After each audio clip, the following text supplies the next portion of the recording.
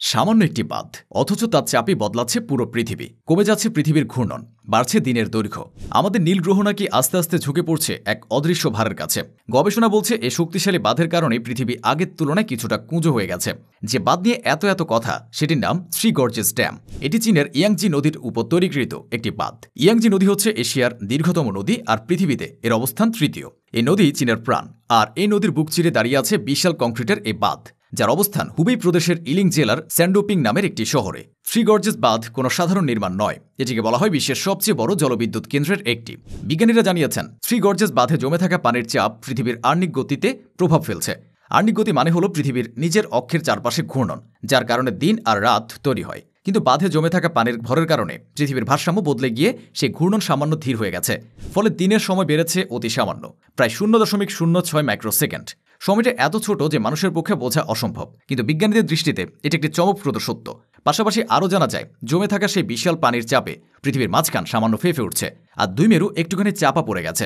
এতে করে আমাদের গ্রহের আকৃতিতে এসেছে এক সূক্ষ্ম পরিবর্তন, যা খালি চোখে দেখা না গেলেও বিজ্ঞানের মাপে একেবারেই স্পষ্ট। থ্রি গর্জেস বাঁধের নির্মাণ শুরু হয় 1994 সালে। প্রায় 40,000 শ্রমিক দিন রাত এক করে কাজ করছিলেন। ব্যবহার করা হয়েছিল 3 কোটি ঘনমিটার কংক্রিট। দীর্ঘ 17 বছর পর শেষ হয় এই প্রকল্প, যাতে খরচ হয়েছিল কয়েক লক্ষ কোটি টাকা। কিন্তু এখানে শেষ নয়, পরে আধুনিক ব্যবস্থা হিসেবে যোগ করা হয় শিপ লিফট সহ নানা প্রযুক্তি। বাঁধটির দৈর্ঘ্য 2.5 কিলোমিটার আর উচ্চতা 180 মিটার। ভেতরে বসানো হয়েছে 32টি বিশাল টারবাইন। প্রতিটি টারবাইন একাই উৎপাদন করতে পারে 700 মেগাওয়াট বিদ্যুৎ। সব মিলিয়ে এটি আজ চীনের বিদ্যুতের বড় উৎস এবং অর্থনীতির শক্ত ভিত। এই বাঁধ নির্মাণের মূল লক্ষ্য ছিল ইয়াংজি নদীর ভয়ঙ্কর বন্যা নিয়ন্ত্রণ করা। প্রেসিডেন্ট সান ইয়াতসেন প্রথমবার পরিকল্পনা করলেও নানা রাজনৈতিক অস্থিরতায় তা আটকে যায়। অবশেষে 1949 সালে মাও সেতুং ঘোষণা করেন, একদিন অবশ্যই তৈরি হবে ইয়াংজির উপর বিশাল একটি বাঁধ। তবে সেই স্বপ্ন বাস্তবে রূপ নিতে আরও কয়েক দশক সময় লেগে যায়। তবে প্রথমবার পানি আটকে রাখার সময় বিপুল জলরাশি প্রায় 1,500 শহর প্লাবিত করেছিল। পরবর্তীতে নিরাপত্তার জন্য যোগ করা হয় স্পিলওয়ে গেট সহ নানা ব্যবস্থা। এত বিতর্ক আর কষ্টসাধ্য কাজের পরেও আজ থ্রি গর্জেস ড্যামকে বলা হয় চীনের আধুনিক প্রকৌশলের এক বিস্ময়। শুধু বিদ্যুৎ উৎপাদন বা বন্যা নিয়ন্ত্রণ নয়, এটি এখন পর্যটকদেরও আকর্ষণ করছে। দেশি বিদেশি বহু ভ্রমণকারীরা এখানে আসেন কেবলমাত্র এই বিরাট কাঠামোটিকে এক নজর দেখতে।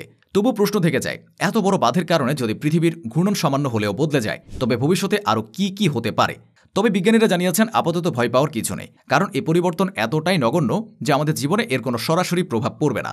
কিন্তু এই ঘটনা প্রমাণ করে দিল যে মানুষের তৈরি বিশাল কাঠামো আমাদের গ্রহের প্রাকৃতিক নিয়মে প্রভাব ফেলতে পারে। এ যেন এক অদ্ভুত সত্য।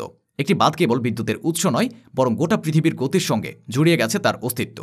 আর এ কারণেই থ্রি গর্জেস ড্যামকে ঘিরে রহস্য, বিতর্ক আর বিস্ময় কোনোটাই আর শেষ হচ্ছে না।